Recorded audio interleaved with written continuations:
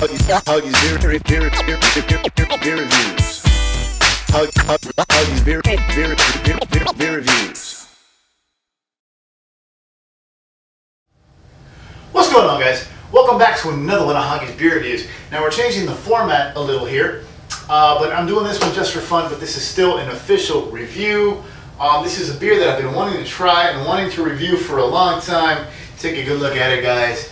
St. Bernardus, Abbot 12. This is a Belgian quad from the St. Bernard, Belgium.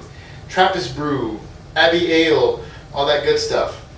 Product of Belgium, 10% alcohol by volume. This is the top of the line of the St. Bernardus beers.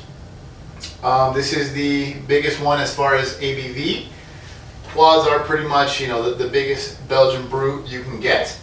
And they do sell them in the really big fancy bottles, but I'm not a huge fan of Belgian brews in general, so I picked up the small bottle just to kind of try it and see what's up with it. Got my little palm tulip glass there, and we're going to get to it in a second. And I know I'm pissing off a lot of the craft beer snobs by doing a review of this fine Belgian ale next to a shelf full of the 40-ounce bottles of malt liquor overlooked by the bowl, but it doesn't matter. We're going to have some fun. And actually, I just had a Schlitz malt liquor, but very few people can go from that kind of swill to this kind of refined ale. I'm one of them. So let's get to it. First of all, just to give you the ratings and get you a general idea of what people think of this beer. Right here I have Beer Advocate.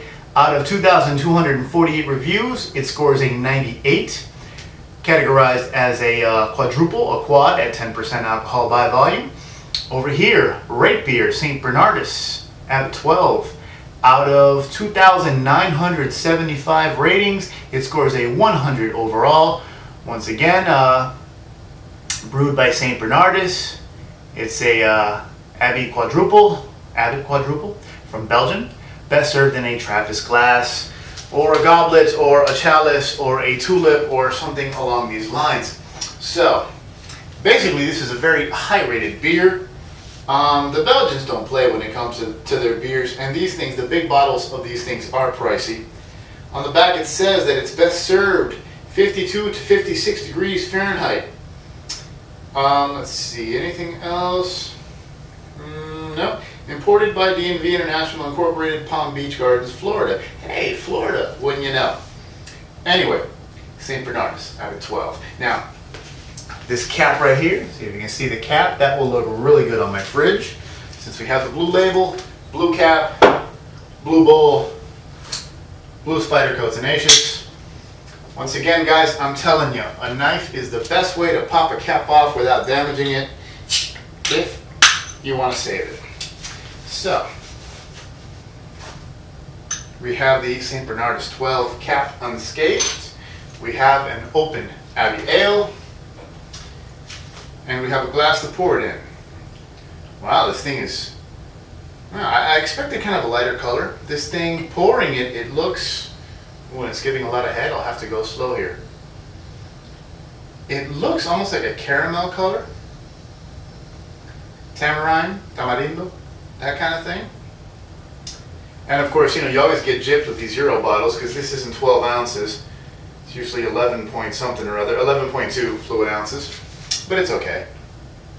I think this little bottle might have been like $5, $6, something like that. I don't usually spend that kind of money on this little beer, but I've always wanted to try something like this. I'm not a huge fan of Belgians, but I wanted to see what it was all about. I figured it would make a good video. And in all fairness, no. When I bought this beer and decided to review it, I never thought I would be doing it in front of the malt liquor shrine. But hey, it happens. Once again, if I offend any of the beer geeks out there, I don't care. Anyways, St. Bernardus, Abbot 12. Let's take a look at this thing. Oh wow. It's a dark brown color. That tamarind, kind of a dirty brown, but it's dark. I am not getting any light through this beer at all. And a nice, almost a khaki colored frothy head. Take a look at that, guys. Yeah, okay, interesting.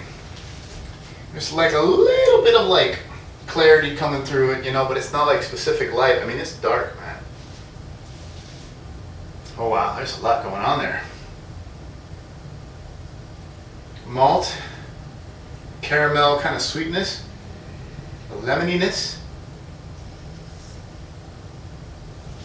hints of your typical Belgian yeast with the fruity notes, clove, hint of banana, a bit bready.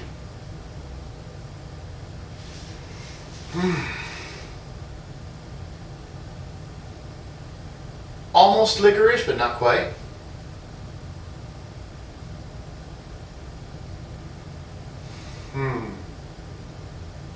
Almost makes me feel like I'm in the produce department. A lot of fruit smells, sweetness, definitely some caramel in there. Almost like a sweet chocolate kind of smell. Yeah, okay, very interesting. And again, I'm very curious to try this, but I've never been a fan of the Belgians. So, to everybody out there who puts up with Hoggie and his cookie videos, his swill, and his craft beer reviews, cheers, guys. Thanks for tuning in, and let's see what's up with the monk.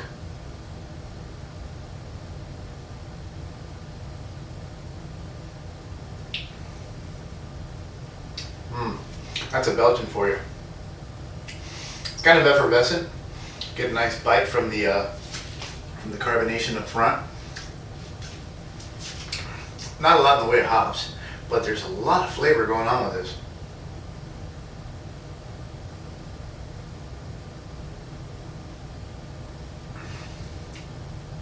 Caramel malt, and raisins, and banana, and a little bit of licorice, and a little bit of lemon, and kind of a drying, bitter, almost a sourness towards the finish.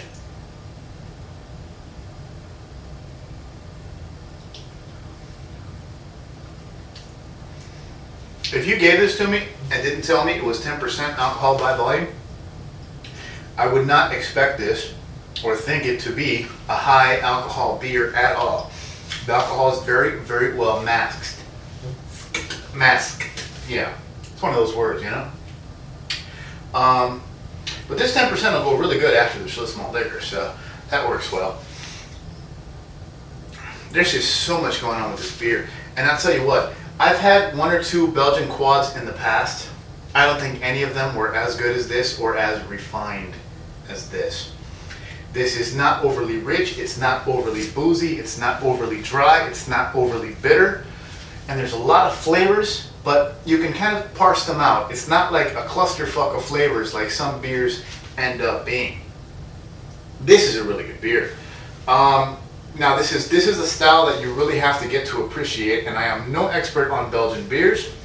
You know, I stick to the American crafts, you know, mainly IPAs, hoppy beers, you know, IPAs, double IPAs, imperial reds, you know, hoppy pilsners, stuff like that, oatmeal stouts, the American fare. That's what I like. This, you know what? I will say that I'm a bit out of my league with this beer, but it is very enjoyable. There's a lot going on here, and just trying to figure out all the flavors, man, is kind of the fun part. And since it's not boozy and it's not overwhelming, this is very enjoyable.